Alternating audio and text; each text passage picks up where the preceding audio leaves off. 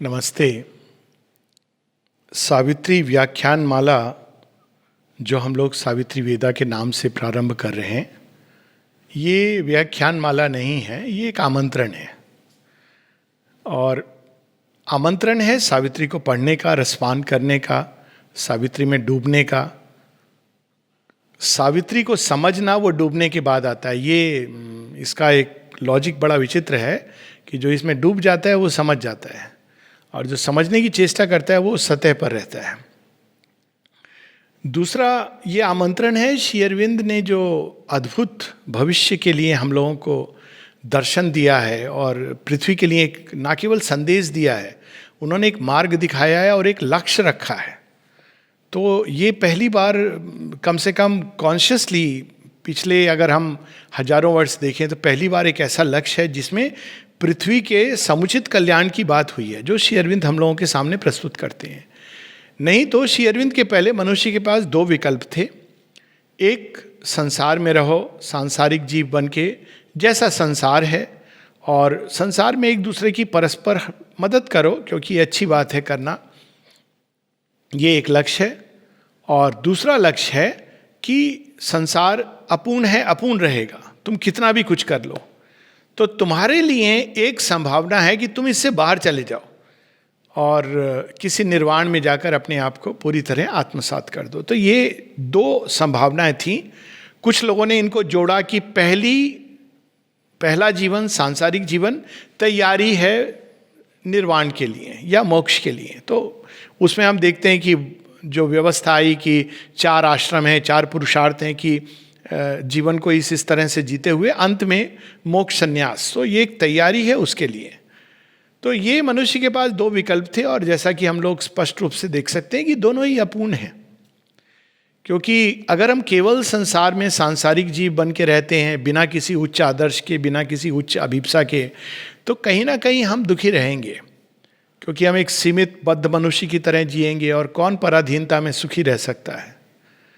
और यदि हम केवल निर्वाण का आदर्श लेकर चलते हैं, तो मोक्ष का आदर्श लेकर चलते हैं, व्यक्तिगत मोक्ष का, तो भी वो कहीं ना कहीं अपूर्णता है। क्योंकि वे लोग जिनको हम छोड़ रहे हैं, वह संसार जिसको हम छोड़ रहे हैं, वो किसकी सृष्टि है, वे कौन है। यदि हम आध्यात्मिक दृष्टि से देखें तो वो सब भी तो एक ही का संप्रसारण है। तो श्री अरविंद पहली बार संसार के सामने एक पूर्ण आदर्श, पूर्ण लक्ष्य, पूर्णता का लक्ष्य वो सामने रख रहे हैं। केवल आंतरिक पूर्णता नहीं, बाहरी पूर्णता भी, और विश्वव्यापक पूर्णता, चराचर जगत की पूर्णता, और उसमें हमारा व्यक्तिगत रोल। तो एक नया लक्ष्य है, और जब नया लक्ष्य होता है तो उसके अनुरूप पथ प्रदर्शन होना चाहिए। ऐसा नहीं है कि ये लक्ष्य कभी ग्लिम्स नहीं किया गया, दूर से ग्लिम्स किया गया, देखा किसी ने, लेकिन कहा वहाँ पहुँचना असंभव है। जैसे किसी ने, मान लो इसका मैं उदाहरण भी देता हूँ, कई बार दार्जिलिंग में टाइगर पॉइंट पर चढ़कर कोई कंचनजंगा को दूर से देखे, बड़ा सुंदर दृश्य लगता है जब सूर्य की किरणें पड़ती हैं और ऐसे बिल्कुल ट्रायंगल है और उस पर स्वर्णिम आभा, और देख के ही लोग आनंदित हो जाते हैं। उसके बाद सब अपने कामकाज में लग जाते हैं। लेकिन अगर कोई बोले कि कंचनजंगा जाना है, अरे ये तो असंभव बात है, यहाँ देख लिया बहुत बड़ी बात है। तो ग्लिम्स किया है मनुष्य ने कहीं कहीं, उसके अंदर एक संसार भी उतना ही सुंदर बने जितना कि भगवान सुंदर हैं, ये एक तरीका है देखने का। दूसरा तरीका है कि संसार असुंदर है इसलिए भगवान नहीं है। ये दो दृष्टि हैं, डिपेंड्स कि हम किसको देख रहे हैं। हम संसार को देखें केवल, तो हम ये कहेंगे कि जो बनाने वाला है वो भी ऐसे ही होगा। लेकिन यदि हम भगवान को देखें तो हम कहें वो तो सुंदर है, ये ऐसा क्यों है। श्री अरविंद इस प्रश्न का भी उत्तर देते हैं, और वो ये कहते हैं कि इस प्रश्न का उत्तर ये कि सृष्टि अभी पूर्ण नहीं है, आधी अधूरी है। आधी अधूरी देख करके दुर्गा की प्रतिमा को हम ये कंक्लूजन ड्रॉ कर लें कि ये तो ये बनाई है दुर्गा की प्रतिमा, तो जो शिल्पकार है क्या कहेगा, कुछ दिन प्रतीक्षा करो भाई। तो उसी प्रकार से श्री अरविंद का महावाक्य है, man is a transitional being. अब ये चीज कहीं नहीं लिखी हुई है, कहीं पर भी हम जाएं, वेदों में, उपनिषदों में, यहाँ तक कि गीता में, पुराण है, इतिहास है, रामायण है, महाभारत में, अब कहीं दूरगामी एक हिंट है इसका। लेकिन कुछ किस्से कहानियों में कहीं ना कहीं हिंट है कि मनुष्य के अंदर ऐसी संभावना है, हनुमान जी उड़ रहे हैं, जा रहे हैं, ये सब संभावना है कि शरीर हमारा इतना लाइट हो जाए, इतना विशाल हो जाए। लेकिन ज़्यादातर ये वाइटल प्राण जगत की शक्तियों के बारे में कहा जाता है, गरिमा, लगिमा, महिमा, अनिमा, व्याप्ति इत्यादि। किंतु क्या ये भौतिक स्तर पे संभव है? तो उत्तर मिलता है नहीं। तंत्र में कहीं कहीं इसका प्रयास हुआ, लेकिन ये सब इतना बिखरा हुआ है, इतना दूर का हिंट है। जैसे बात हुई कि अधिक से अधिक आप टाइगर हिल पर खड़े होकर कंचनजंगा को दूर से देख रहे हैं। तो श्री अरविंद बताते हैं कि ना केवल मनुष्य ट्रांजिशनल बीइंग है, मनुष्य के आगे कुछ और आने वाला है, और जो आने वाला है वो मनुष्य से निश्चित रूप से बेहतर होगा, ये आवश्यक है। क्योंकि पशु से मनुष्य आया, लेकिन ये कहना बड़ा मुश्किल है। हाल में अभी जो कल वीडियो देख रहे थे कि हाथी को जैसे मनुष्य ने मारा कहना, और वहीं पर हाथी ने जैसे मनुष्य को बचाया, कि ये कहना बड़ा मुश्किल है कि मनुष्य निश्चित रूप से इवॉल्व्ड बीइंग है क्या, या वो पतन है। और एटलीस्ट ज्यूइश मिथोलॉजी में तो यही माना गया है कि मनुष्य का पतन, मनुष्य बनना माने पतन हुआ है। आपकी इनोसेंस जो है, आपकी जो सहज स्वाभाविक दिव्य गति है, उसको आपने लूज किया है क्योंकि माइंड आ गया है। लेकिन श्री अरविंद कहते हैं कि मनुष्य एक मध्यवर्ती अवस्था है, और मनुष्य के परे एक दिव्य मानव प्रकट होगा। अभी हम लोग अर्ध मानव हैं, अपूर्ण मानव हैं, या पशु मानव हैं, जो भी हम कह लें, परंतु इसके आगे दिव्य मानव है। अब दिव्य मानव प्रकट होगा तो इसके बारे में कहीं नहीं लिखा है, तो हम कैसे जानें कि क्या है? तो एक तरीका है कि हम श्री अरविंद, श्री माता जी का सारा लिटरेचर पढ़ें और जीवन जीने की चेष्टा करें। तो ये तो एक तरीका है। जीवन काल में कर पाएंगे, कितने लोग नहीं कर पाएंगे, कितने प्रेरित होंगे। दूसरा तरीका है कि हम एक कोई किताब पढ़ें। तो एक किताब सावित्री है। इसको अगर हम भारतीय उससे देखें तो वेदों में कहा जाता है कि सब कुछ है, मूल रूप से सब कुछ है। वही वेदों का ज्ञान रामायण में, महाभारत में, पुराणों में, गीता में अलग अलग ढंग से प्रकट हो रहा है। ये भी हमको समझना है कि वेद केवल एक लिखी हुई पुस्तक नहीं है। हर एक चतुर्युग के अंत में प्रलय होती है। प्रलय के समय वेदों को लेकर पानी के नीचे चला जाता है कोई असुर, वो भी भगवान की प्रेरणा से। फिर भगवान आते हैं। इस चतुर्युग में 10 अवतार हैं। हमें नहीं मालूम कि दूसरे चतुर्युग का कोई वर्णन नहीं है, क्योंकि वो विलुप्त हो गया है सारा। लेकिन वो फिर असुर को का संहार करते हैं वेदों को निकाल करके।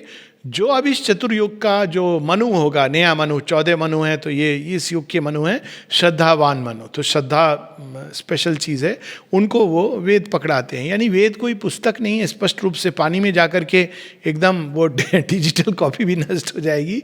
वेद वो सार रूप में वो ज्ञान है, सीक्रेट नॉलेज, जो हम मन से नहीं जान सकते, हम इंद्रियों से नहीं ग्रहण कर सकते।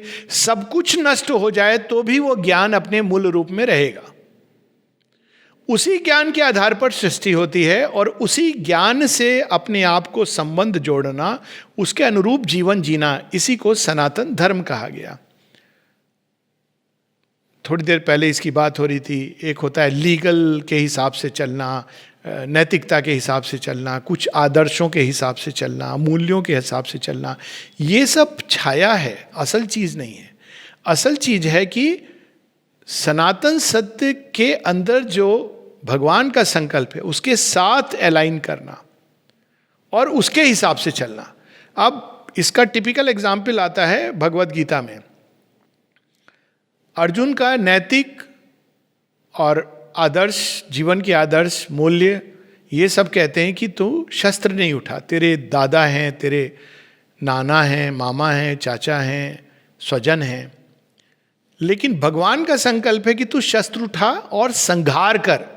ये देखिए, अब क्यों अर्जुन को भगवान प्रेरित कर रहे हैं संहार करने के लिए? क्योंकि ये संकल्प है। क्यों ये संकल्प है? क्योंकि ये वो लोग हैं जो मार्ग में खड़े हैं एक नई सृष्टि के आगमन के लिए। इसका व्यक्तिगत कोई, there is nothing personal about it. It is the divine will, not because ये अच्छे हैं बुरे हैं, ये बात ही नहीं है। उस समय पांडवों की तरफ भी बहुत बुरे लोग थे, बात बुरे अच्छे की नहीं थी। बात है कि अगर ये लोग खड़े रहेंगे तो जो नई सृष्टि में लाना चाह रहा हूं वो संभव ही नहीं है। तो जब हम देखते हैं कि एक कल्प के बाद जब भगवान वेदों को डुबोते हैं फिर निकालते हैं, तो कारण क्या होता है क्योंकि उनके जो मूलभूत सत्य हैं वो धीरे धीरे धीरे इन प्रैक्टिस वो चेंज होते जाते हैं। वेदों का कर्म कांड बन जाता है तो एक बुद्ध की आवश्यकता होती है जो उसको तोड़े। इसलिए आप देखेंगे कि अगर आप उपनिषदों को पढ़ें, खासकर एक उपनिषद है मुंडक उपनिषद, तो वो तो कहती है कि वो 3 जो वेद हैं, ऋग्वेद, यजुर्वेद, सामवेद, ये तो lower knowledge, speaks like that. Gita कहती है कि जो ब्रह्म को जान गया उसके लिए वेदों का मूल्य उतना है जितना एक लुटिया में पानी का। तो क्या श्री कृष्ण और उपनिषदों के ऋषि वेदों को डिमीन कर रहे हैं? नहीं, वो कह रहे हैं कि वेदों का 2 रूप है। एक है उसका मूल स्वरूप जो हमारे अंदर है, वो इटर्नल वेदा है, वो कभी विनाश हो ही नहीं सकता। लेकिन दूसरा रूप है जो उसके प्रकटन का रूप है। आप भगवान हैं, आप भगवान अंदर हैं, अब बाहर आप उनको कैसे ट्रीट करते हो। अगर आप जाएंगे उज्जैन के मंदिर में तो वहाँ भगवान भैरव हैं जिनको शराब पिलाते हैं लोग, वही भगवान है, भगवान मान। बाहर कोबरा नाचता है, यह है वो एक तरीका है। वो अगर आप उनसे पूछेंगे कहेंगे हमारी ये पूजा है, और जब वो प्रसाद मिलता है आपको पीना होता है, आप मना करेंगे तो गुस्सा हो जाएंगे पुजारी, आप भगवान का अपमान कर रहे हैं। तंत्रों में 3 प्रकार की पूजा बताई गई ना। एक है जो बिल्कुल बाहरी है, जो पशु समान है। दूसरी है जो मनुष्य के योग्य है यानी मानसिक, और तीसरी है जो देव गुण के योग्य है यानी आध्यात्मिक। तो ये 3 प्रकार के पथ हैं। तो जैसे जैसे हम विकसित होते हैं वही भगवान एक अलग अलग रूप में हमारे सामने प्रकट होते हैं। और इन सब की जगह है, ये नहीं कि ये होना चाहिए, क्योंकि स्टेज ऑफ डेवलपमेंट अलग अलग है लोगों की। तो जैसे जैसे वेदों के अंदर जो प्रोफाउंड ट्रूथ्स हैं उनका ह्रास होता है धीरे धीरे धीरे कालांतर में, क्योंकि वो किताब पढ़ने से तो नहीं रह सकता है, उसको रियलाइज करना होता है। तो हम देखते हैं कि पूरे विश्व में जगह जगह, लेकिन भारतवर्ष कस्टोडियन है इसलिए हम लोग जूम इन करेंगे भारतवर्ष पर, ऐसे ऋषि मुनि आते हैं जो उसी ज्ञान को फिर से नए ढंग से प्रकट करते हैं। वो कहते नहीं है, जैसे अब कबीरदास जी ने इतने सुंदर बातें कही हैं, तो वो कहते क्या है, जो बोलूं सो वेद कहावा, जहां पग धरूं सो तीरथ। जो मैं कहता हूं वही वेद है। अब वो अहंकार में नहीं कह रहे, कह रहे मेरी वाणी तो स्वतः स्फूर्त भगवान की वाणी, अब मैं क्या करूं। अब उन्होंने कैसे वैदिक ट्रुथ को कैसे कैसे उन्होंने एक्सप्रेस किया, उलट बासियों के थ्रू। कहते हैं कि केश मुड़ाने से यदि भगवान मिल जाते तो मैं केश मुंड लूं, पत्थर पूजने से भगवान मिल जाते तो मैं पहाड़ को पूजूं, दाढ़ी बढ़ाने से भगवान मिल जाते तो बकरे को मिल जाएंगे। अब ऐसे उन्होंने, अब वो ये नहीं कह रहे हैं कि दाढ़ी मत बनाओ या वो नहीं, वो कर सकते हो आप, लेकिन भगवान तो सिंसेरिटी से मिलेंगे ना। आपके अंदर सिंसेरिटी है तो ये सब ठीक है, सिंसेरिटी नहीं है तो आप ये सब कर लीजिए लेकिन नहीं मिलेंगे।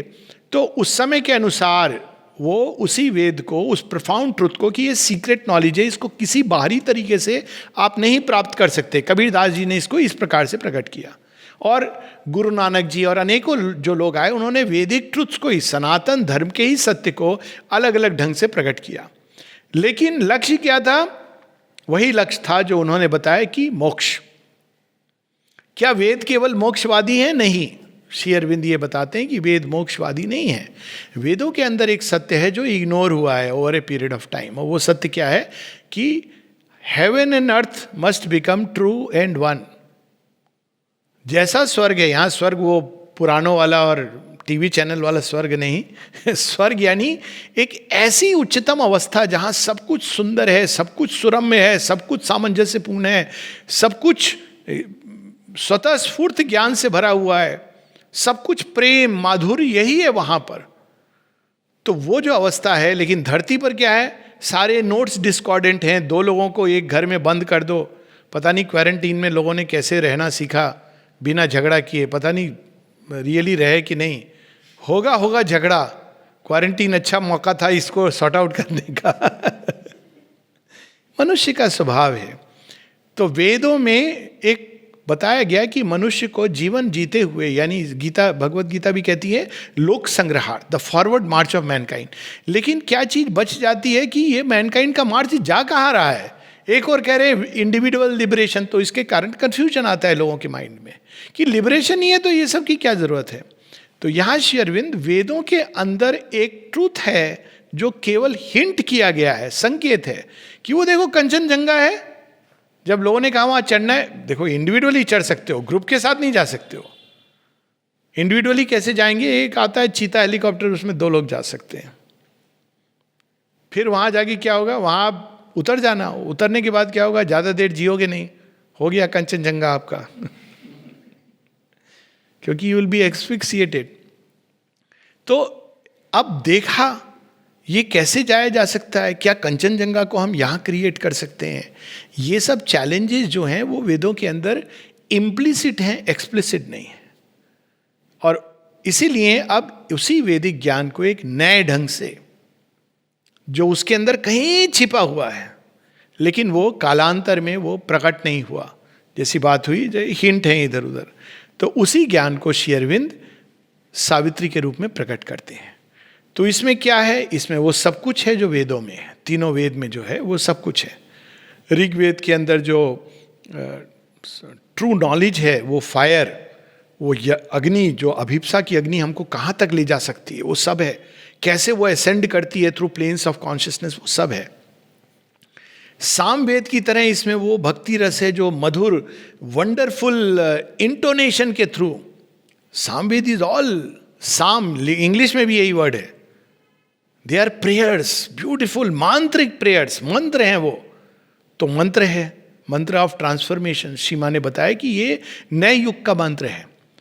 और यजुर्वेद में जिसको कर्मकांड, यज्ञ, कैसे यज्ञ के द्वारा कैसे हम जीवन जिएं, तो इसमें वो भी है कि हम अपने जीवन को कैसे ट्रांसम्यूट करके डिवाइन जीवन हम चेंज कर सकते हैं। और सबसे बड़ी बात है कि इसको और सरल कर दिया गया। अब लोग कहते हैं सावित्री कठिन है, सावित्री सबसे सरल है। सरल किस सेंस में? सावित्री के पढ़ने मात्र से, सेवन मात्र से, ये माता जी ने इसके बारे में विस्तार से बताया है। जैसे एक मंत्र को जब हम रिपीट करते हैं, अगर हम उसका गूढ़ अर्थ समझ के करें तो बहुत ही सुंदर है, परंतु गूढ़ अर्थ कई बार शाब्दिक अर्थ में नहीं आता है। अब इसका एक उदाहरण ले लें गायत्री मंत्र से, जिससे हम सब परिचित हैं। ओम भूर्भुवः स्वः तत्सवितुर्वरेण्यं भर्गो देवस्य धीमहि धियो यो न प्रचोदयात्। ऋषि किसको इन्वोक कर रहे हैं? सूर्य को। शाब्दिक अर्थ तो यही है ना, सविता। तो जो केवल फिजिकल सिंबल देखते हैं वो कहते हैं ये क्या बात हुई, सूर्य से आपकी इंटेलिजेंस बढ़ेगी क्या? कोई जो विश्वासी हो कहेंगे हाँ, सूर्य में अगर आप चलोगे 1 घंटे तो आपकी बुद्धि बढ़ेगी। ये दोनों ही अज्ञान के 2 छोर हैं। मैं नहीं कहता हूँ नहीं बढ़ेगी, हो सकता है बढ़े, रिसर्च करें तो। लेकिन यहाँ जिस सूर्य का संकेत है वो फिजिकल सूर्य नहीं है, फिजिकल सूर्य उसका सिंबल है। जो ट्रूथ है वो इटर्नल सन ऑफ नॉलेज, यानी सूर्य के रूप में वो, उसको सूर्य की उपमा क्यों है? क्योंकि वो सर्वत्र है, सूर्य की तरह सब ओर देख रहा है। वो केवल प्रकाश नहीं है, वो तेज भी है, यानी उसके अंदर नॉलेज भी है, विल भी है, ओमनीसियंस भी है, ओमनीपोटेंस, दोनों एक साथ हैं, अलग अलग नहीं है। हम अलग नहीं कर सकते कि सूर्य के ताप को और सूर्य की प्रकाश को अलग नहीं कर सकते, दोनों साथ में जुड़े हुए हैं। तो चेतना का एक स्तर है जिसको श्री अरविंद सुप्रामेंटल कहते हैं, और वैदिक ऋषियों ने जिसको महर भूमि कहा गया। स्वर नहीं, स्वर हाईएस्ट मेंटल हेवन है।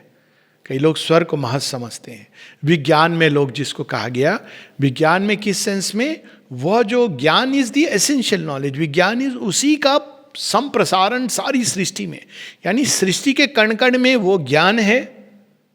अब देखिए कैसे वो ज्ञान है। कई लोग पूछते हैं कि ये क्या बात है, कण कण में ज्ञान है।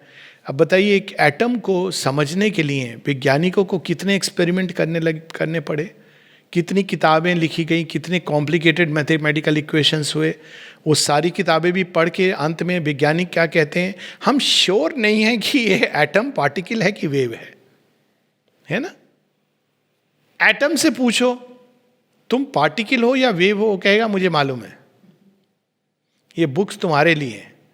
मुझे क्या करना है मुझे मालूम है। मुझे इतना मालूम है कि बाहर की मेरी ऑर्बिट में 2 या 8 रहेंगे तो मैं स्टेबल रहूंगा।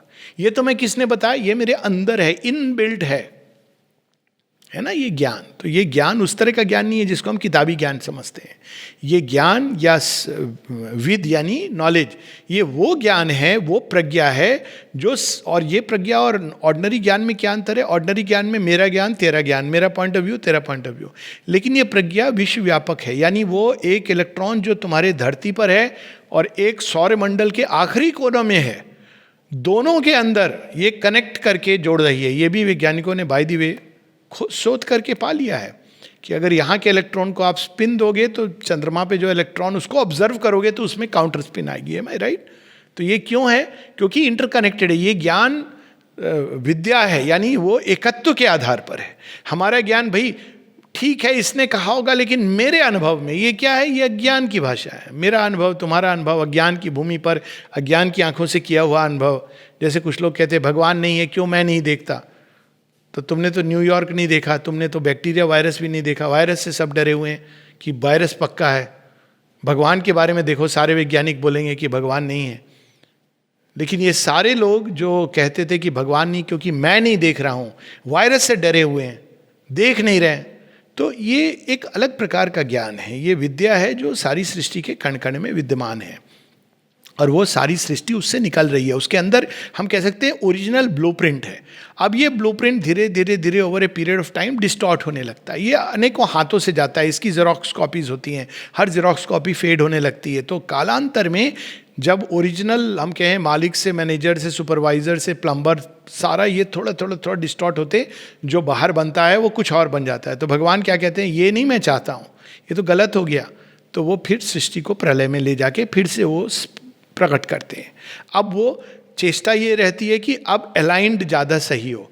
तो प्रत्येक चतुर्युग में एक बेटर परफेक्शन की ओर वो जाता है। यानी ये चतुर्युग will be better than the previous चतुर्युग, और आने वाला जो चतुर्युग होगा वो इससे भी बेटर होगा। यानी भगवान भी सीखते हैं ना गलतियां सुधरती है। भगवान की मूल उसमें गलती नहीं है, लेकिन जो एक्सिक्यूशन है उसमें कई सारे प्लेयर्स हैं इन द वे, मैटर और स्पिरिट के बीच में, और वहाँ गलतियाँ होती हैं। और वो आवश्यक है, क्योंकि हर एक तत्व को भगवान जैसा बनना है। तो it will grow through mistakes, learn through mistakes and errors, this the process of growth. तो ये चूंकि ये इसकी पूरी वो हो जाती ग्लानी, तो श्री अरविंद फिर से उसको प्रकट करते हैं। प्रत्येक युग में आप देखिए कि वेदों को नए ढंग से प्रकट किया जाता है। जिसकी बात हुई, आप देखिए सतयुग के प्रारंभ में वेद है, फिर जब त्रेता का प्रारंभ होता है तो उपनिषद से। और जैसे मैंने कहा, उपनिषद गॉड्स के रास्ते से नहीं जा रहे, वो कहते भगवान तुम्हारे अंदर है, प्राप्त कर लो। फिर द्वापर में भगवान कहते नहीं नहीं, एक मैं तुमको सिंपल तरीका बताता हूँ, अंदर बाहर सब मैं हूँ, मैं अवतार बन के आया हूँ, चलो मुझे समर्पण करो, I will give you. Simple हो गया। और अब श्री अरविंद कहते हैं कि वो तो है ही, मैं और सिंप्लीफाई कर रहा हूँ, डिजिटल एज है, मैं बुक दे रहा हूँ। तो सावित्री के अंदर वही सत्य, यानी वो ईजियर बना रहे हैं, प्रोसेस को और इजी बना रहे हैं। सबसे इजी तो है माँ के नाम का स्मरण। ये सौभाग्य और भक्ति गिफ्ट है, ये मिलती नहीं है सबको। तो सेकंड इजी है सावित्री। इसके सेवन मात्र से हम वो ज्ञान की गांठ खुलने लगती है। कैसे खुलने लगती है? जैसे लोहा मैग्नेट से आकर्षित होता है, जैसे पुष्प के सामने अगर सूर्य का प्रकाश आ जाए तो पुष्प क्या करेगा? खिलेगा। क्यों? उसका नेचर है। तो सावित्री जब हम पढ़ते हैं तो हमारे अंदर एक भाग है जो इसको रिसीव करता है। पोइट्री की एक खासियत है, और रिसीव करता है तो खिलने लगता है। वो पार्ट कौन सा है? चैत्य सत्ता। लेकिन हमें केयरफुल क्या रहना है? सूर्य और फल और फूल और वृक्ष के बीच में, पौधे के बीच में लेयर्स मत डाल दीजिए। कुछ पेड़ हैं जो बिना लेयर्स के, छाया के नहीं ग्रो कर सकते, उनके लिए ठीक है। तो दो प्रकार के मनुष्य हैं जिनको, जो डायरेक्ट नहीं रिसीव कर सकते हैं, उनको छाया चाहिए। तो छाया कहाँ है? कि सावित्री एक तरफ रखो, डिक्शनरी भी रख के बैठ जाओ। It was the hour before the gods away. अच्छा, ये आवर मतलब श्री अरविंद किस आवर की बात करें? 2 बजे की बात करें या 3 बजे की बात करें? इस पर डिबेट और डिस्कशन करो। ये छाया असर करेगा, लेकिन वो छाया पुष्प है। दूसरा है, it was the hour before the gods awake, The huge foreboding mind of night alone, in her unlit temple of eternity, lay stressed immobile across silence marge. Almost one felt opaque, impenetrable. The somber symbol of her eyeless muse. अब देखिए इस शब्द को भूल जाइए, meaning को भूल जाइए क्वेश्चन, इस पे just meditate upon it, so powerful. तो जब हम इसको ऐसे ग्रहण करते हैं, लेकिन एक वाया मीडिया भी है कि एक मोटा मोटी पता होना चाहिए कि क्या है, ताकि हम लोग, क्योंकि माइंड है ना मनुष्य का एक्टिव है, वो कहेगा वो ठीक है, लेकिन थोड़ा तो एक रफली कि ये किसकी बात हो रही है.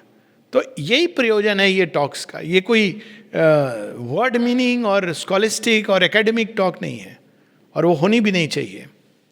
ये क्या है कि ताकि हमें ये पता हो जाए, हो एक रफ आइडिया कि अच्छा श्री अरविंद किसकी बात कर रहे हैं, ये कौन है, कौन सी रात है.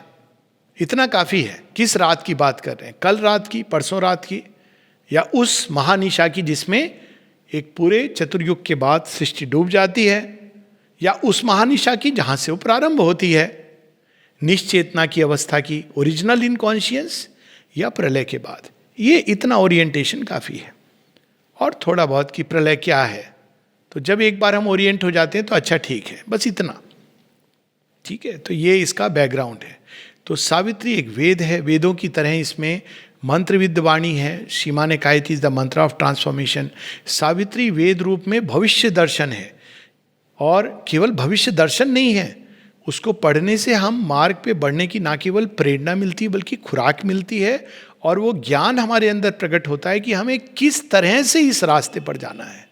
जैसे वेद बताते हैं कि आपको अगर ऊपर जाना है तो कैसे जाना है, वेद कहते हैं अपने अंदर में अग्नि जलाओ. तो सावित्री वो सारा कार्य करती है. जब हम सावित्री पढ़ते हैं तो हमारे अंदर की वो अग्नि जलने लगती है, और फिर धीरे धीरे धीरे हमको पूरा इसमें रोड मैप दिया गया है कि जब तुम जाओगे तो क्या क्या देखोगे, कैसे देखोगे, कहाँ पे तुम भटकना नहीं, कहाँ पर देखना, थोड़ा एंजॉय करना, आगे निकल जाना, कहाँ पर भयानक चीज़ें मिलेंगी तो वहाँ पर क्या करना है, a prayer upon his lips and the great name. और ये कहाँ जा रही है यात्रा. तो सावित्री इस युग में, जैसे प्रत्येक युग के अंत में या प्रत्येक चतुर्युग में जो एक युग है, उसके अंत में एक वेदों को ही, वेदों के सत्य को एक नए रूप में भगवान प्रकट करते हैं. उसके अंदर छिपा कुछ था जो बाहर निकालते हैं, जो है कहीं. जैसे वेदों में डायरेक्ट अवतार की बात नहीं है, श्री कृष्ण उसको बाहर लाते हैं. सरेंडर की बात करते हैं, वेदों में सरेंडर की बात नहीं है. केवल एक दो जगह आपको मिलेगा ईश उपनिषद में कि अग्नि नए सुपथार आए, मैं तुम्हें नमन करता हूँ, इतना है surrender. Show me the path, the light and the truth. Otherwise it is not surrender, it is O God's invocation है. सरेंडर का भाव नहीं है. सरेंडर श्री कृष्ण है बहुत छोटा मोटा, लेकिन श्री अरविंद, श्री कृष्ण सरेंडर को प्रोमिनेंट बना करके लेके आते हैं. भक्ति रस जो वेदों में नहीं मिलता है, ज्ञान रस है, ज्ञान की गंगा है, लेकिन श्री कृष्ण भक्ति रस. वेदों में कर्म को कर्म कांड का रूप में दिया, यज्ञ रूप. एक्चुअली वो अंदर में कर्म का ही सीक्रेट है, लेकिन मनुष्य जैसे समझता है कि, और उस समय लोग करते भी थे, अग्नि वगैरह जला के प्रैक्टिस करते थे. अब आज के समय में तो आप घी वगैरह ऐसे नहीं डाल सकते ना. और जैसा मैंने पहले भी बताया कि इसमें इमेजेस, अब वेदों में इमेजेस हैं बहुत सारी. अब वो इमेजेस अब हमारे लिए रेलेवेंट नहीं है. वेदों में इमेजेस है गाय की, गाय यानी गो, प्रकाश.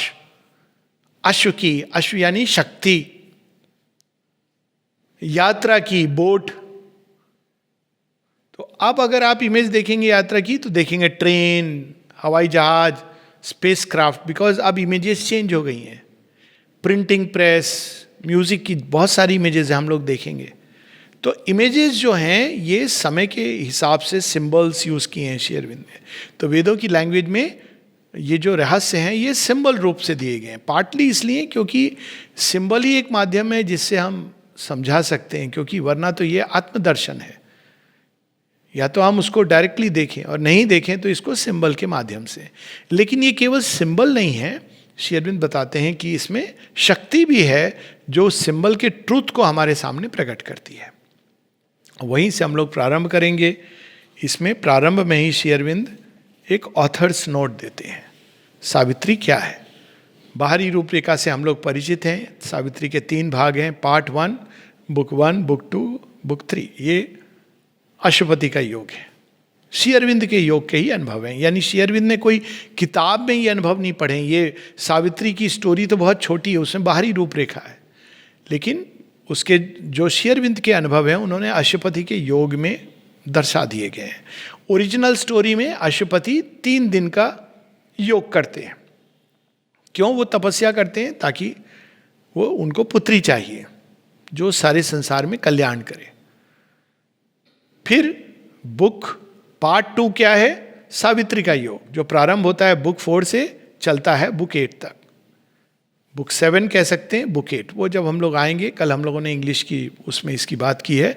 बुक 8 क्या है? बुक 8 कैंटो 3 बुक 1 के साथ भी चली जाती है, आप स्टैंड अलोन भी देख सकते हो, पर वो सावित्री का योग है। ओरिजिनल स्टोरी ऑफ सावित्री में 3 दिन। अभी भी आप उड़ीसा में चले जाएंगे या नॉर्दर्न इंडिया में चले जाएंगे, वट सावित्री का व्रत होता है, 3 दिन का होता है। अभी उसका भी शॉर्टकट होने लगा है सब।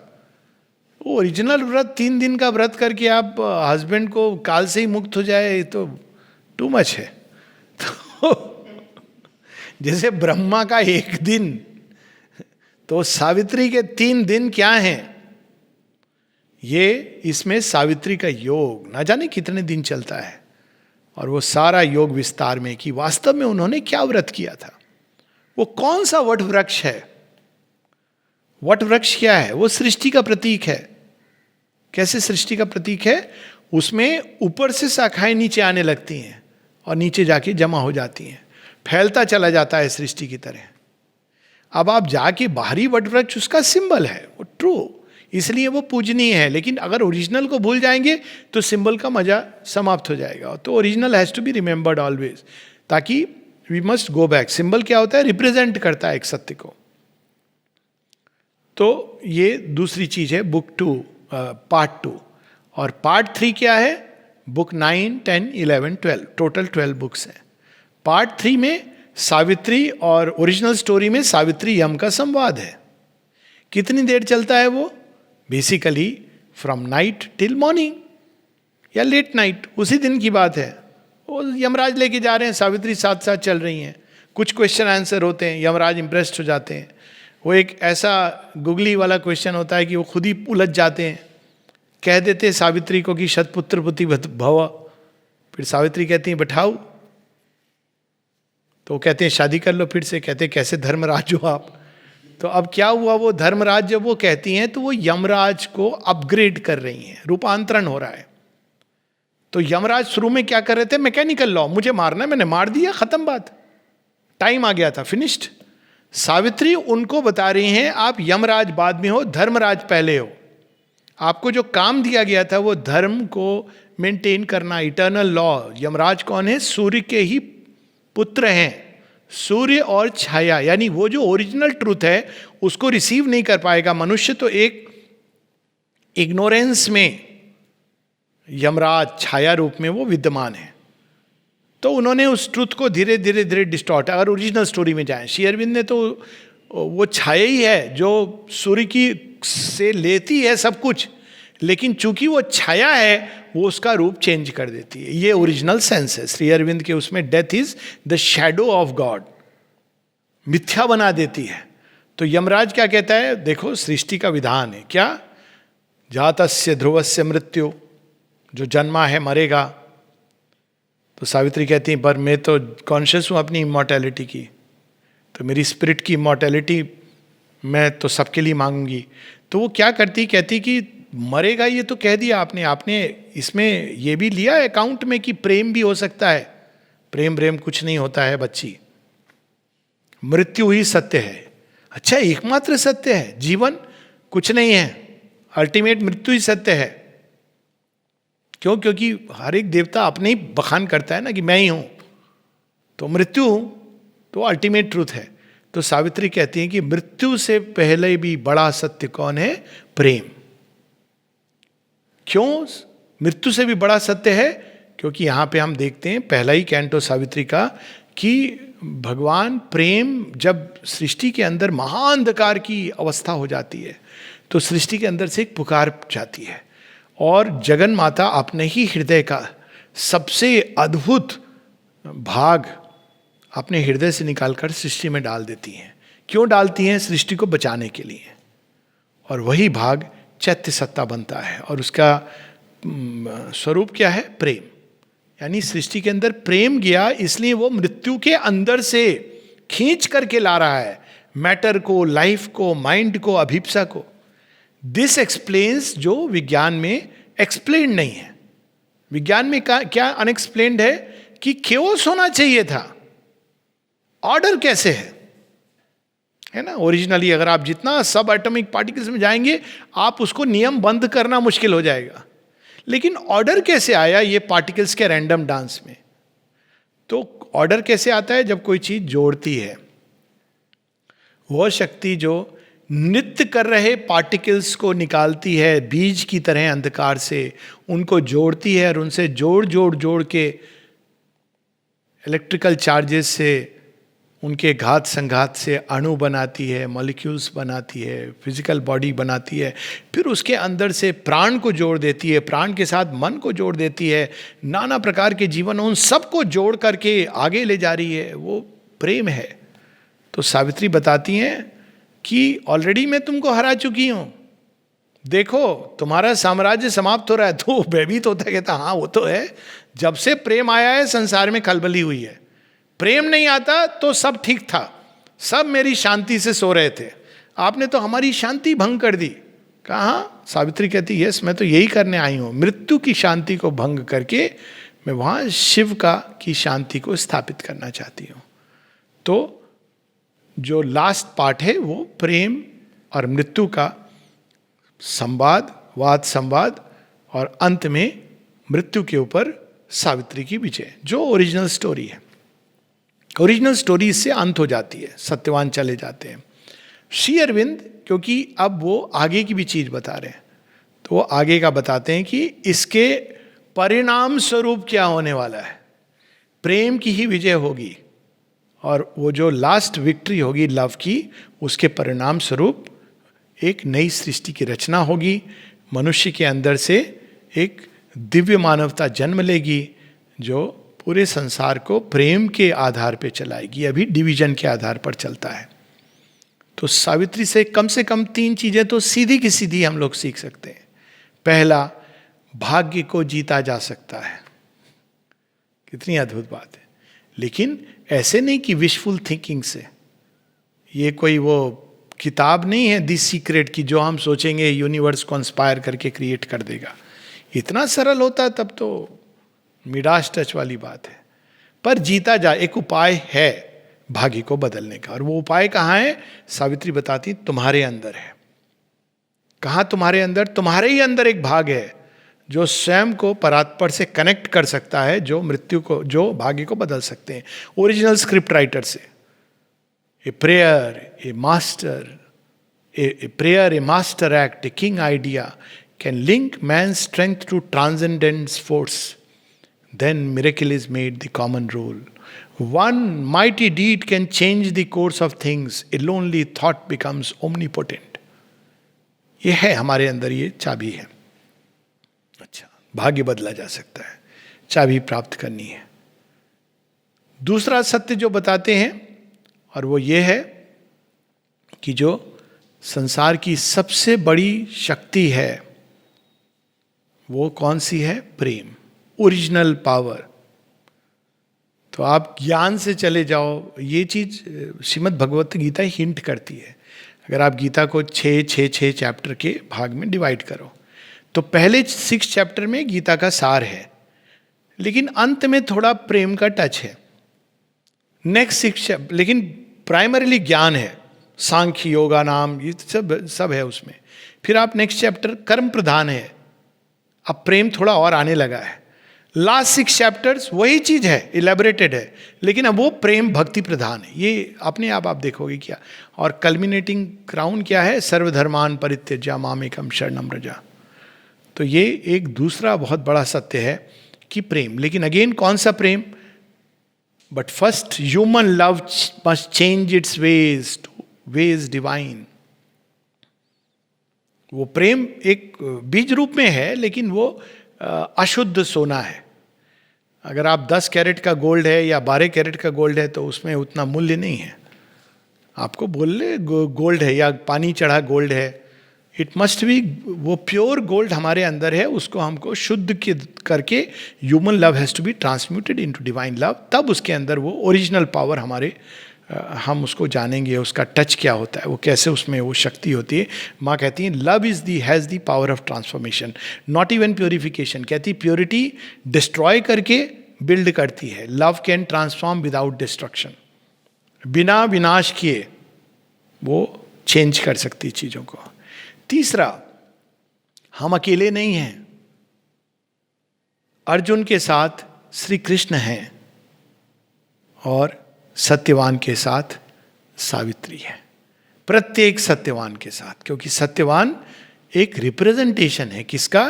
Is the representative soul in man, जो अचित अज्ञान अंधकार में फंसा हुआ है जंगल में, लेकिन वो सत्य को धारण करता है, सत्यवान. और जहां जहां सत्यवान है, सत्यवान कौन है? जो सत्य को धारण करता है. एक हम लाइन और जोड़ दें कि सत्य की अभिप्सा करता है नहीं उसके पास, अंदर में छिपा हुआ है, लेकिन वो खोज रहा है. वो अचित अंधकार से बाहर निकलना चाहता है. अचित अंधकार अज्ञान में भी डिवाइन मदर है उसके साथ में, लेकिन उसको मालूम नहीं है, वो तो कोस रहा है. लेकिन वही सत्यवान जब कॉन्शियस हो जाता है, तब हम क्या जानते हैं? बहुत बड़ा सत्य है कि एक निर्वैयक्तिक सत्ता नहीं है संसार के पीछे. अक्षर ब्रह्म परमम, अक्षर ब्रह्म परमम के परे श्री कृष्ण बताते हैं पुरुषोत्तम है. और पुरुषोत्तम के साथ में कौन है? सर्वेश्वरी है, आनंदमयी है, चैतन्यमयी है, सत्यमयी है, परमा माँ है. तो वो हमारे साथ साथ चलती है, हम अकेले नहीं हैं. ये कितनी बड़ी बात है, इसको जान लेना. चौथी जो बात इसमें आती है, ऐसा कोई अंधकार नहीं जिसका अंत प्रकाश ना हो, कितना भी गहन अंधकार क्यों ना हो. मृत्यु क्या है? It is a passage towards a greater dawn. मृत्यु ओरिजिनल ट्रुथ नहीं है, इमॉर्टैलिटी ओरिजिनल ट्रुथ है. मृत्यु एक पैसेज है, एक प्रतीति है जिसके द्वार से हमको गुजरना पड़ता है. होती ना प्रतीति, आप देखो, आप टनल से जब ट्रेन गुजरती है, अनुभव किया है ना, कई बार किया होगा, तो क्या होता है? सामान का ध्यान रखना उस समय. प्रतीति क्या होती है? प्रतीति होती है कि कोई नहीं है. घुप टनल से गुजरो, लंबी वाली महाराष्ट्र में बहुत सारी हैं. आपको प्रतीति, अगर लाइट ऑन नहीं करोगे, प्रतीति ये होगी कि कोई नहीं है हमारे पास. आपका अपना शरीर है कि नहीं, उसके लिए भी थोड़ा है ना. जब लाइट आती है, अरे सब तो साथ में थे. तो अंधकार प्रतीति है, ओरिजिनल ट्रुथ नहीं है. सूर्य कभी छिपता नहीं है, धरती उसकी ओर मुख मोड़ लेती है. तो ये और बहुत सारे अन्य सत्य जैसे जैसे हम लोग पढ़ेंगे, हम देखेंगे कि सावित्री के अंदर से हैं जो सारे संसार को प्रकाश, आशा, प्रेम, सौंदर्य से भर सकते हैं. आज हम लोग केवल ऑथर्स नोट पढ़ेंगे. ऑथर कौन है? श्री अरविंद हैं. श्री अरविंद लिख रहे हैं ऑथर्स नोट. ये ओरिजिनली एक पत्र के उत्तर में लिखा गया था कि ये क्या है, कौन है. तो श्री अरविंद ने उसको ऑथर्स नोट के रूप में नहीं लिखा था. वो छुपन छुपाई खेलते हैं कि मैं लिख दिया, अभी तुम फिगर आउट करो. अब सावित्री के साथ कुंजी भी दे देते तो मजा क्या आता. इस लाइक भगवान छिप गए, फिर बोल रहे हैं कि नहीं देखो मैं यहाँ हूँ निकल करके, क्या मजा है खेल का. तो उन्होंने सावित्री में स्वयं को और सीमा को छिपा दिया और कहा आप ढूंढो. तो ये मेंटल लाइट से मिलेगा नहीं. कहाँ, कौन से प्रकाश में मिलेंगे? चैत्य के प्रकाश में. तब आपको देखेंगे अरे आप छिपे कहाँ हो, सब जगह तो हो, छिपने का नाटक मत करो. तो अब ये ऑथर्स नोट भी ऐसे ही आया. श्री अरविंद ने सावित्री के साथ नहीं, इसकी पैसेजेस छपना प्रारंभ हो गए थे 1943 से. श्री अरविंद सर्किल में छपते थे जो पाठ मंदिर से निकलती थी. फिर कुछ एक अमल किरण ने देखे, श्री अरविंद उनको भेजते थे और नलिनी दा के हाथ से सील्ड एनवेलप जाता था. तो अमल किरण बताते हैं कि नलिनी दा डिवाइन पोस्टमैन, वो ले जाके सबको चिट्ठियाँ देना उनका काम था. One of the work. तो जब वो देते थे अमल किरण को तो नलिनीदा रुकते थे। तो अमल किरण कहते हैं कि उनको लगता होगा कि ऐसा क्या है जो ऐसे श्री अरविंद बड़ी बड़ी चिट्ठी लिख के क्या है जो मुझे भेज रहे हैं, मानो वो पजल्ड से जानना चाह रहे हो कि है क्या। तो वो सावित्री थी। तो ऐसे शुरू हुआ। पार्ट 1 श्री अरविंद 1950 के समय ही प्रकट हो गया। पार्ट 2 और 3 51 में प्रकट हुआ। फिर 54 में कंप्लीट एक माता जी के उससे हुआ। फिर 72 में SABCL के साथ आया। This is the whole story of birth of Savitri. Shri Aurobindo ने इस पे बार बार प्रयास किया क्योंकि वो परफेक्शन को लाना चाहते थे। वो चाहते थे कि मांत्रिक वाणी में थोड़ा सा भी कोई दूसरी मिक्सचर ना हो, क्योंकि वो ट्रुथ को तो वो जानते हैं, लेकिन ब्रेन, हैंड, माउथ, बाद में उन्होंने इसको डिक्टेट करते थे, तो वो सब बिल्कुल पूरी तरह परफेक्टली रिस्पॉन्ड करें ताकि जो बाहर आए वो बिल्कुल परफेक्शन से। और लास्ट में वो कहते हैं नाउ आई एम सेटिस्फाइड। क्यों सेटिस्फाइड है? क्योंकि it is by and large, through and through, largely an overmind influence. मनुष्य की वाणी वहीं तक जा सकती है, उसके आगे नहीं जा सकती है। सुपरामेंटल विजन को आप कैप्चर नहीं कर सकते हैं वाणी में, वो तो दूसरी लैंग्वेज होगी। सुपरामेंटल बीइंग्स ऐसे बात ही नहीं करेंगे जैसे हम लोग करते हैं। वो देखेंगे, मुस्कुराएंगे, और आपको पता चल जाएगा कि क्यों मुस्कुरा रहे या एक फूल उठाएंगे, फूल देंगे, आपको पता चल जाएगा इस फूल का मतलब क्या है। ये सब complicated process of mind, thought, speech खत्म हो जाएगा। अब बोलेंगे भी तो उसमें अभी तो लोग क्या होते हैं ना, शब्द को पकड़ते हैं तो कितनी कंफ्यूजन होती है। शब्द ब्रिज होते हैं अंडरस्टैंडिंग के लिए, लेकिन अभी उल्टा होता है। दो लोगों ने बात करना शुरू किया तो कोई ना कोई बात निकलेगी जो दूसरे को उस पर लड़ाई का कारण बन जाएगी। तो ये कंफ्यूजन नहीं होगा, क्योंकि शब्द के माध्यम से लोग स्टेट ऑफ कॉन्शियसनेस को टच कर देंगे। तो ये सब सावित्री से हम सब, और बहुत कुछ है, ये तो इन्फिनिट ओशन है। तो हम लोग प्रारंभ करेंगे ऑथर्स नोट से। The tale of Satyavan and Savitri is recited in the Mahabharata as a story of conjugal love conquering death. Conjugal love यानी धरती का प्रेम, मानवीय प्रेम, पति पत्नी का प्रेम। इसमें भी शक्ति होती है, हाँ, लेकिन तुम अगर चेंज करो। ओरिजिनली जो सती है ना सावित्री, तो सती क्या होता है? जो सत्य से जुड़ा है।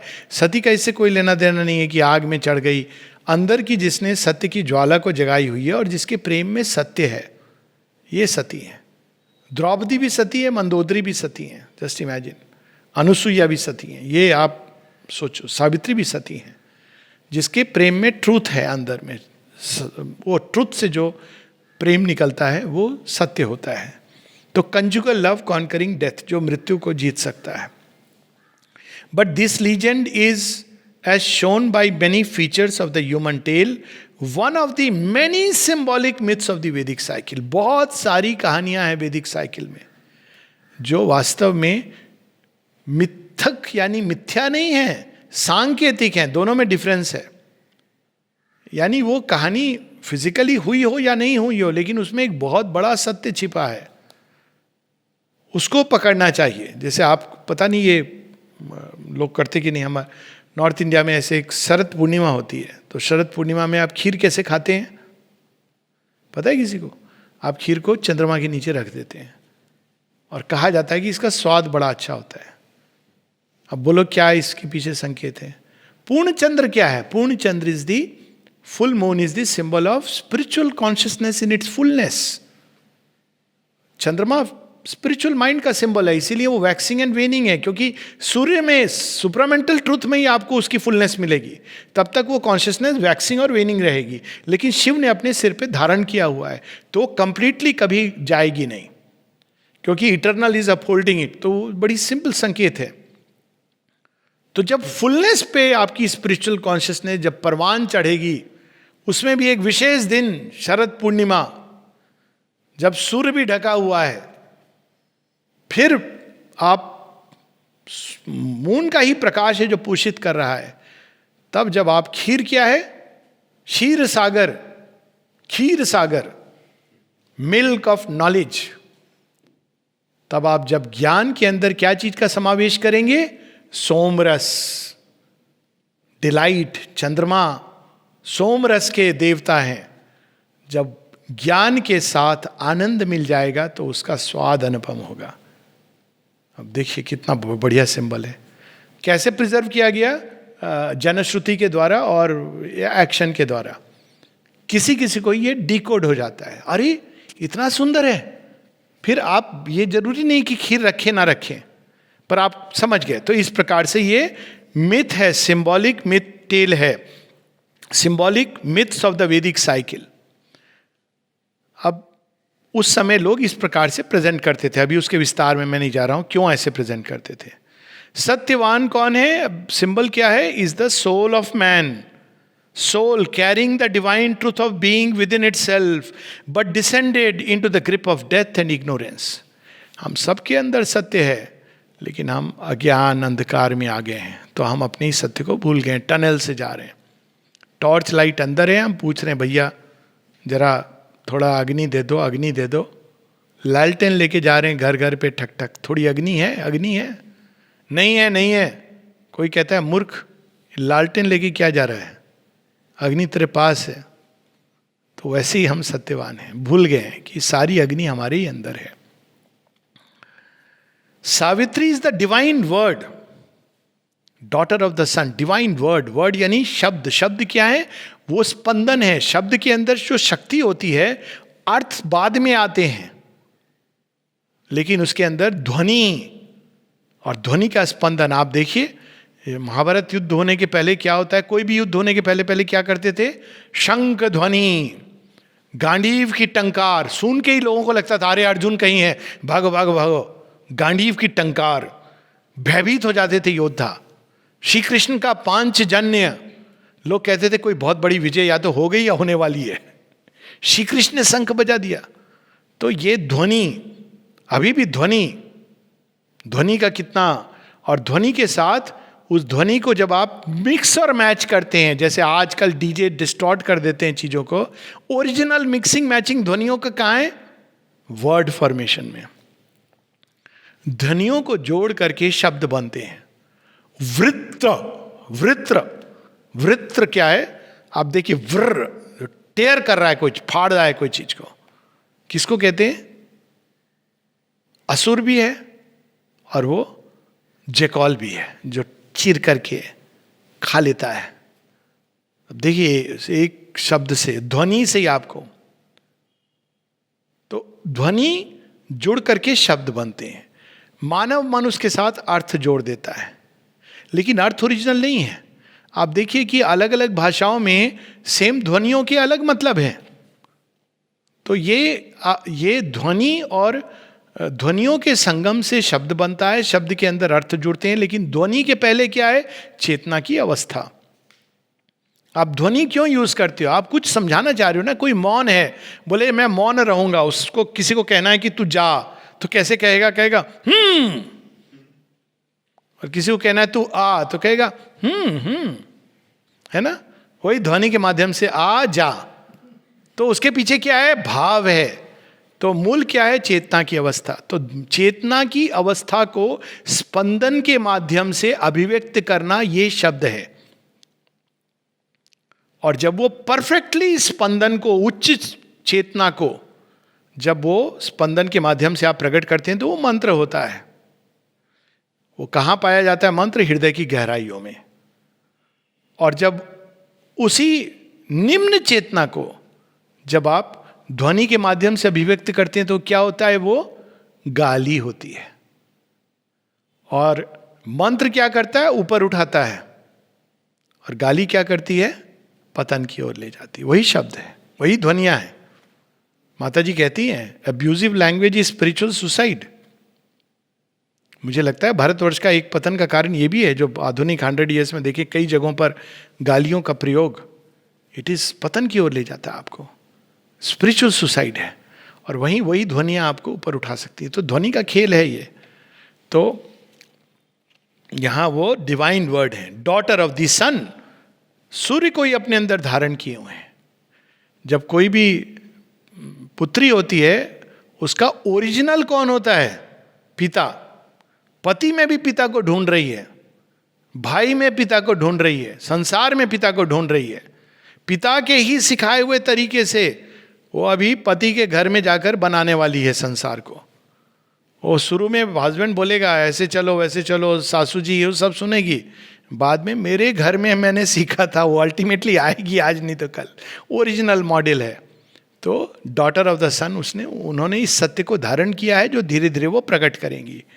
Goddess of the supreme truth, Surya Savitri, goddess मतलब वही ना केवल धारण करती हैं जो देती हैं। गॉड और गॉडेस क्यों कौन होते हैं? जो देते हैं, वही दे सकती है इस सत्य को, अन्यत्र नहीं मिल सकता है।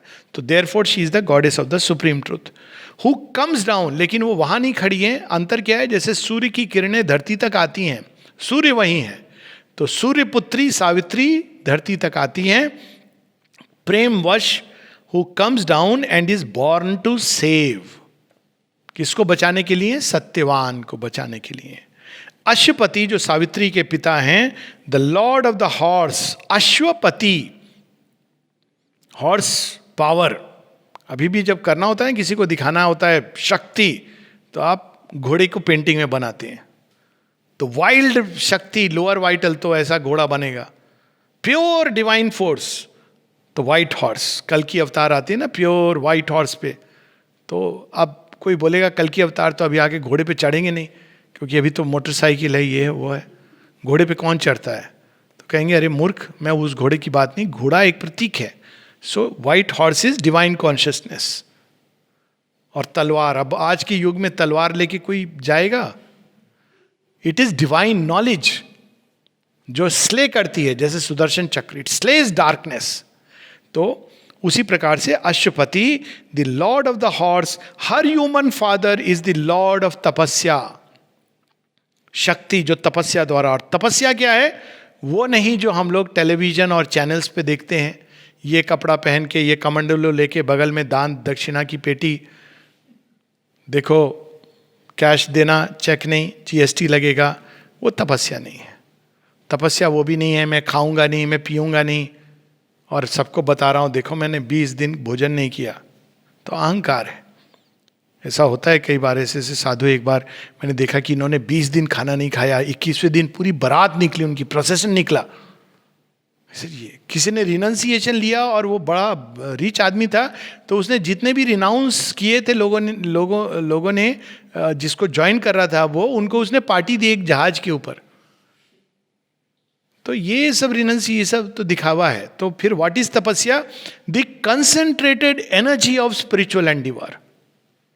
जब कोई भी ऊर्जा को आप आध्यात्मिक दिशा में मोड़ते हो, और इसलिए चाहे वो कर्म हो, प्रेम हो, ज्ञान हो, कुछ भी आप प्रयास कर रहे हो, झाड़ू बुहारी और भोजन हो, उसमें आप उसको एक माध्यम बनाते हो कि ये मेरे इनर बीइंग को विकसित करे, डेवलप करे, आध्यात्मिक दिशा में ले जाए, तो वो तपस्या बन जाती है। It is nothing to do with something outside but to do with inside. Whereas आंख मूंद के आप मेडिटेशन कर रहे हो, अंत में क्या निकलता है? रावण जैसा दशानन। क्यों? ईगो तो है। तो ये एटीट्यूड की बात है। That helps us to rise from the mortal to the immortal planes. तप का परिणाम क्या होता है? ये नहीं कि लोग कितना आपको जानते हैं, देते हैं दान, ये सब नहीं है। तप किया जाता है अपनी चेतना के उत्थान के लिए, ऊर्ध्वगामी बनाने के लिए। Rise from the mortal lower consciousness to higher states of consciousness. Lower state में डिवीजन है, डिस्कॉर्ड है, क्वेरल है, एंगर है, इत्यादि इत्यादि है, कामना, वासना, ग्रीड, यही सब है। हायर स्टेट ऑफ प्राइड है। हायर स्टेट में क्या है? शांति है, समता है, सामंजस्य है, सौंदर्य है, ज्ञान है, प्रकाश है, माधुर्य है, प्रेम है। यही डिफरेंस है। Choice is ours. Dyumat Sen. Dyumat Sen कौन है? सत्यवान के पिता। क्या है? वो अंधे भी हो गए, राज्य उन्होंने खो दिया है अकॉर्डिंग टू द स्टोरी। तो द्युमत सेन कौन है? द्यु, प्रकाश, जो प्रकाश के Lord of the shining host. Indra, जो देवताओं के देव। ऋग्वेद में इंद्र हैं देवताओं के देव, पुराणों में चेंज हो जाता है। तो देवों के देव सहस्राक्ष, सब और देख सकते हैं, ओरिजिनल जो वेदों में है सहस्राक्षर है, यानी उनकी ग्लोबल कॉन्शियसनेस है। वो ज्ञान जब सीमित होता होता क्या होता है? नहीं, अब मेरे को चिंता है कि 1 घंटे बाद मेरा क्या होने वाला है, तो क्या हो गया? केवल मेरे शरीर के साथ क्या होने वाला है, तो वो अज्ञान हो गया। लेकिन जो चेतना जैसे जैसे उत्थान होता है, वो ग्लोबल सहस्राक्ष इंद्र की चेतना, तो वो दुमत्सेन यानी the lord of the shining host. Shining host कौन है? देवता। Father of Satyavan is the divine mind, here fallen blind, losing its celestial kingdom of vision and through that loss its kingdom of glory. हम लोग, वो किसी सूफी mistake ने कहा है कि मैंने यार को हमने जा बजा देखा, कहीं जाहिर कहीं छिपा देखा, और कभी तो मैंने उसको तख्तो ताज पे बैठे देखा और कभी कासा लिए खड़ा देखा, भिखारी का कोटा लेकर कि भैया कुछ पैसे दे दो। तो उसी प्रकार से डिवाइन माइंड जिसके अंदर सब कुछ है, ज्ञान, वो यहाँ इग्नोरेंटली भटक रहा है सब कुछ जान के अज्ञान में। तो ग्लोरी स्टिल आगे बता रहे हैं कि दिस नॉट मियर एलिजरी, ये केवल एक सांकेतिक कहानी मत समझ लेना। The characters are not personified qualities, कि अच्छा ये मतलब ये क्वालिटी वो क्वालिटी। जैसे कुछ लोग कहते हैं ना, गुरु कौन है? गुरु एक तत्व है। सच है, गुरु एक तत्व है, भगवान का एक साइड है जो टीचर के रूप में प्रकट होता है। लेकिन ये कह देना कि तब जो बाहरी गुरु है उसका कोई सेंस नहीं है, ये मूर्खता है। तो इसलिए ये दोनों ट्रूथ हैं, पैराडॉक्सिकल ट्रूथ हैं। तो इसलिए वो कह रहे हैं कि ये केवल एक एलर्जरी नहीं है, बट इनकारनेशंस और emanations of living and conscious forces with whom we can enter into concrete touch, and they take human bodies in order to help man and show him the way from his mortal state to a divine consciousness and immortal life. गुरु जो अंधकार से प्रकाश की ओर ले जाए। कौन है? भगवान है। कहाँ है? हमारे अंदर है। गुरु उनका एक एस्पेक्ट है। सच है, वेरी गुड। तो बाहर में गुरु कौन है? वो जो इस सत्य को कॉन्शियसली, वही गुरु रूप लेते हैं, हमारी तरह आते हैं। क्यों? हमारे लिए सरल बनाने के लिए। अंदर जाके मिल जाएंगे, पर अंदर जाने का सिखाएगा कौन? कैसे जाओगे? अंदर में जाओगे तुम्हें प्रॉब्लम्स आएंगी। कौन तुम्हारे मार्ग को प्रशस्त करेगा? कौन तुम्हें अंधकार में हाथ पकड़ के ले जाएगा? तो अंदर भी गुरु हैं, बाहर भी जब वो रूप लेते हैं तब ये it becomes a double beauty.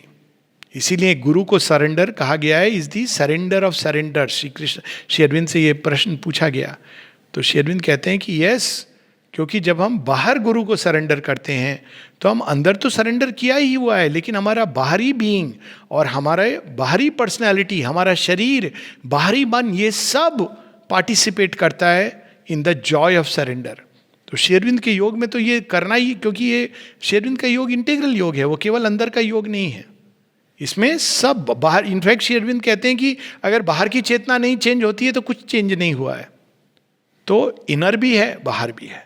तो सावित्री सत्यवान एक शाश्वत सत्य है, लेकिन वो मानव रूप धारण करते हैं। दोनों आते हैं। सत्यवान रेस्क्यूड फ्रॉम इग्नोरेंस, और जितने सत्यवान इग्नोरेंस से बचते चले जाते हैं वो सब सावित्री के किसी ना किसी सत्य को धारण करके संसार में आते हैं। क्यों? ताकि मनुष्य को सहायता मिले मर्त जीवन से अमृतत्व की ओर जाने के लिए, मिथ्यात्व की जगह सत्य को प्रकट करने के लिए, अंधकार की जगह प्रकाश को वर्ण करने के लिए, और अविद्या, मृत्यु, मिथ्यात्व, अचेतनता, इन सब की जगह संसार, वैमनस्य, इन सब की जगह प्रेम को स्थापित करने के लिए। हम लोग यहाँ रुकेंगे, आगे बढ़ेंगे अगले हफ्ते। नमस्ते।